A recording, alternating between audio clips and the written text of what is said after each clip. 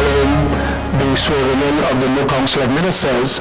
In our first meeting with the governor right here, I said that a first priority for this government was to look into the national decree that was signed first on the 28th of October and then withdrawn and then signed again on the 29th of October, calling for the dissolution of Parliament, and in that decree a date was set for elections being, I think it's the 9th of February.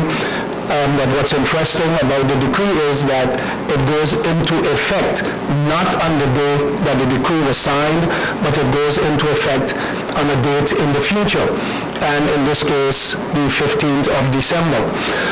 The new government, and supported as well by a decision by the majority in Parliament to reject the decision of the government to invoke Article 59, the government is busy exploring if you want to call it possibilities. We are preparing a new decree that will be submitted to the governor, hopefully by Friday, and if not, definitely by Monday. A new decree will be sent to the governor, and the intention is looking at the present decree and looking at the reasoning why the government said Article 59 was invoked to have new elections. Basically, the government is saying we want to stop ship jumping, and ship jumping is the cause of instability in government. We are the firm belief that if we hold elections, whether we hold them now, next week, next month, or next year, if the phenomenon of ship jumping is based on the electoral laws that we have in place, as long as we don't fix them, we won't fix ship jumping. All we will do is create a new set of ship jumpers. The first ship jumpers in the period of 2010-2014 were all persons who were elected for the first time. Yes, one can say it was the first Parliament, but it is the first time those persons were elected to office. We've had an island council of St. Martin before, we've had the Parliament of the Netherlands Antilles before, and the ship jumpers of 2010 to 2014, which was two of them, both were first-timers.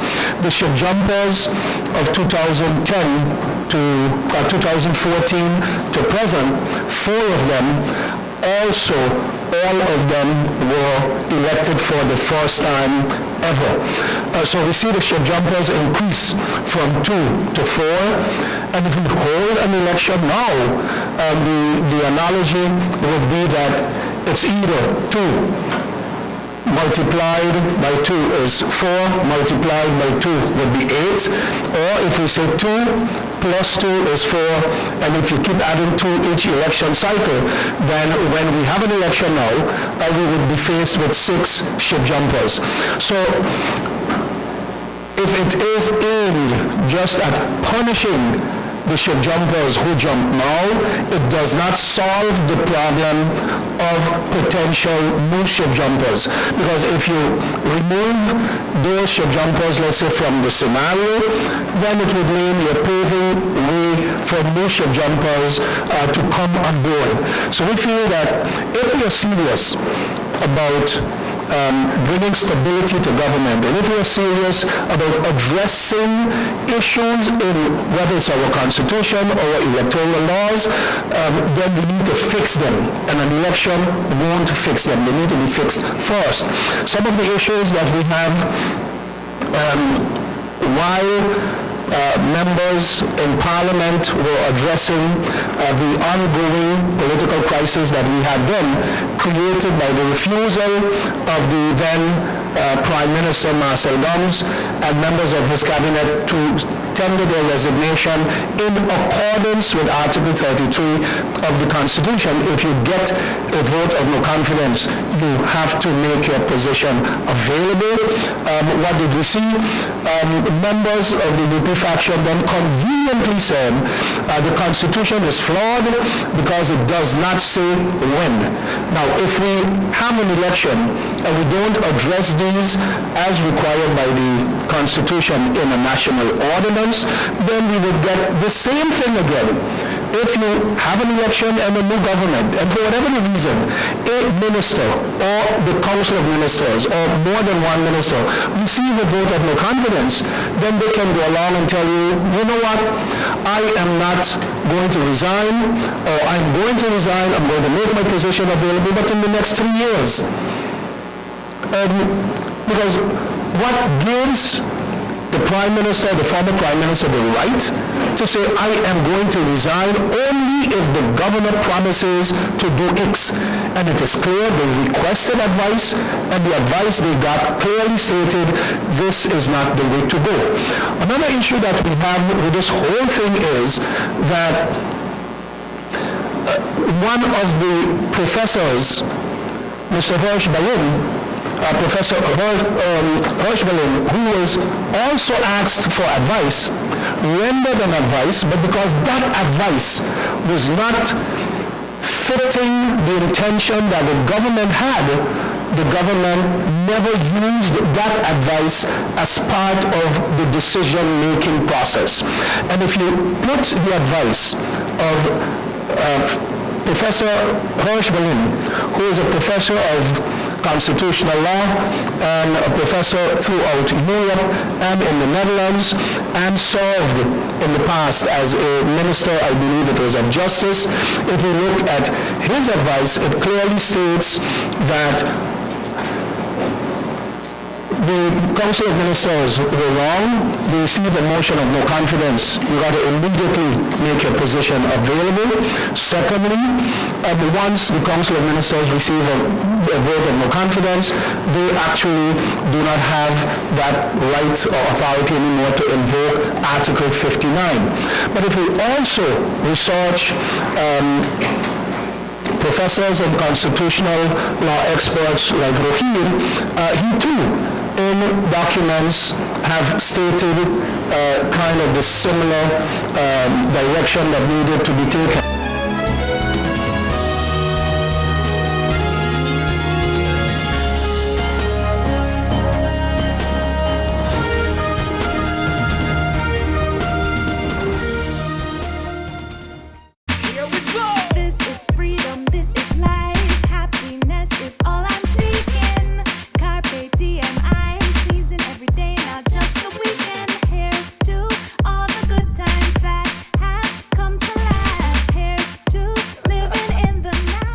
Afford what you crave, life just gets so good.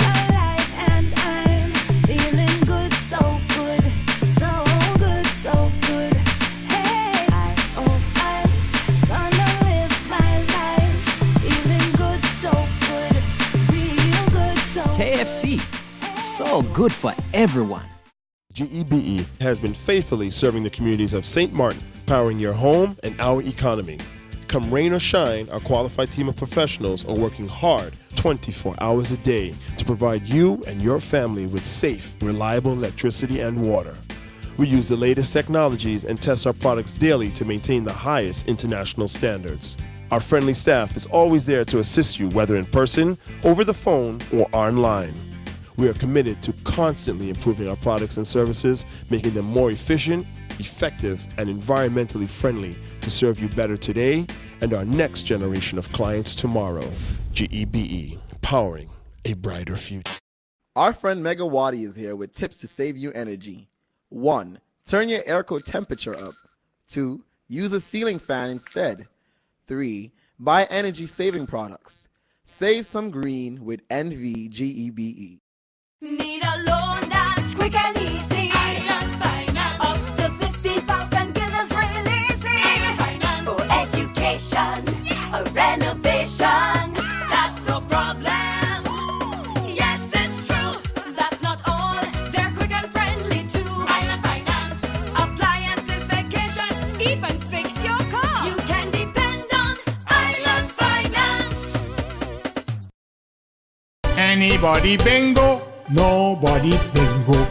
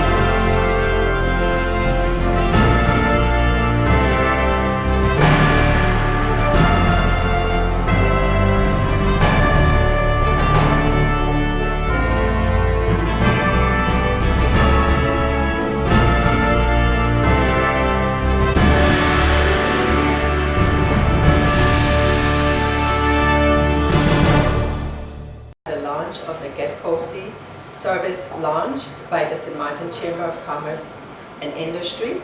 The Public Service Center of the Ministry of General Affairs is happy to partner with the St. Martin Chamber of Commerce and Industry for this new product offering, which would be aimed to serve our customers, as we refer to them as over the hill. And at this moment, I will now pass the word over to Ms. Brandon, who will give you some more information about the service. Good morning. Before I start with elaborating on the service, I first and foremost have to thank Ms. Thomas, who has shown that working with and collaborating with the government of St. Martin can be done in a very prompt and swift manner. This idea to launch a product offering in Simpson Bay popped up. I approached Ms. Thomas, and in a matter of weeks, it was all done and said.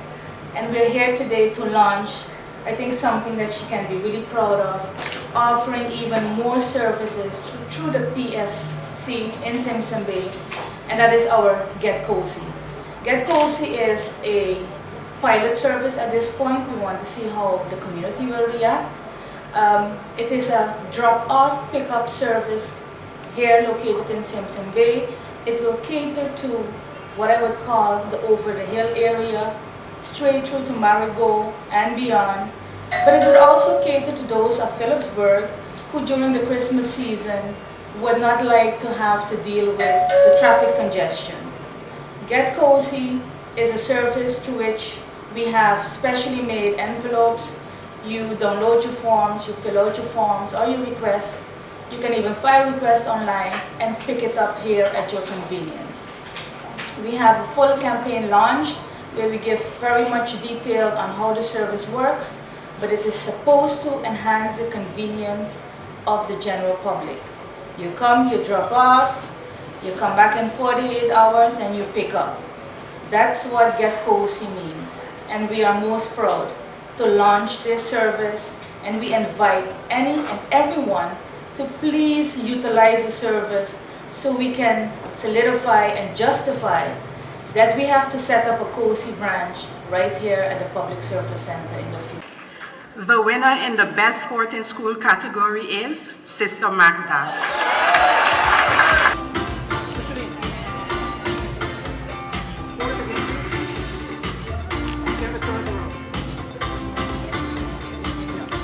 On behalf of all my athletes at the Sister Magda Primary School, their coaches, their parents, thank you. This embodies what we stand for, that not only cognitive subjects, but also the sports.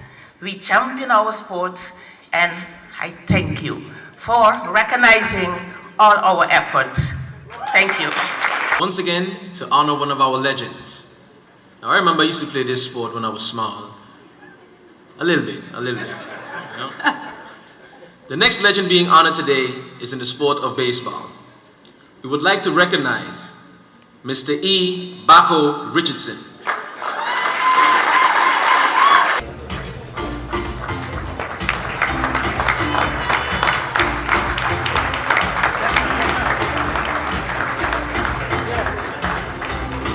I'm the eldest son of Irvin, better known as Bako Richardson. Unfortunately, he's not here. He's passed on. There's very little I need to say. Most of you all already know who he is. You've dealt with him. You've passed through all his advice. The least I can say is thank you very much. The International Ambassador category is St. Martin Cycling Federation.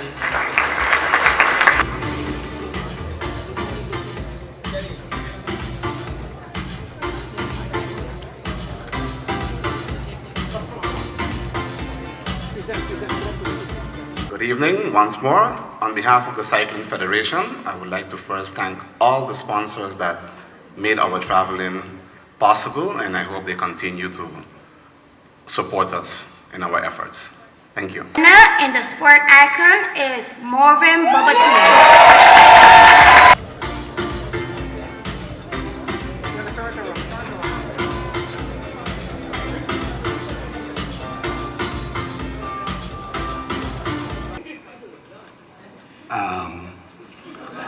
It's finally time that children have people to look up to.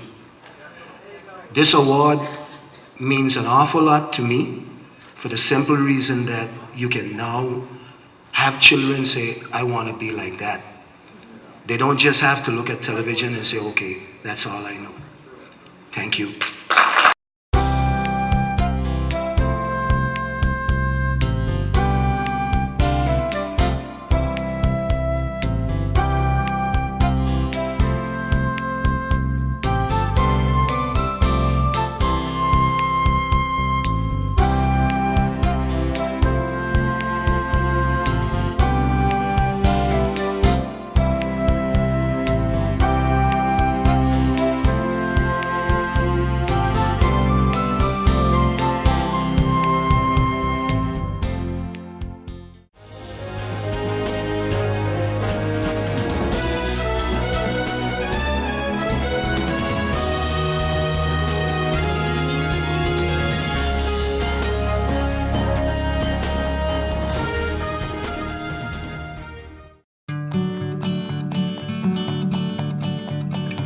It's been said that behind every door, possibility awaits.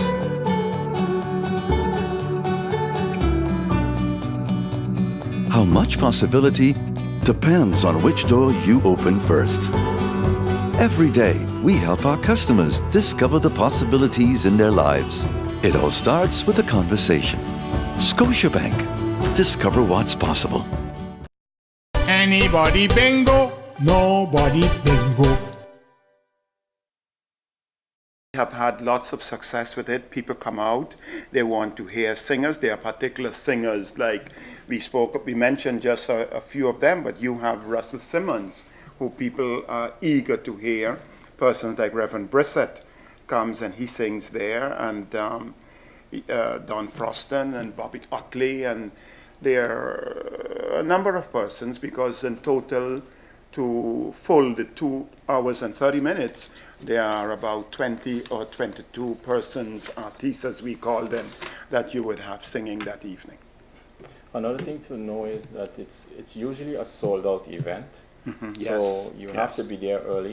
Yes. And usually the church starts to fill up before, let's say around 7 o'clock already.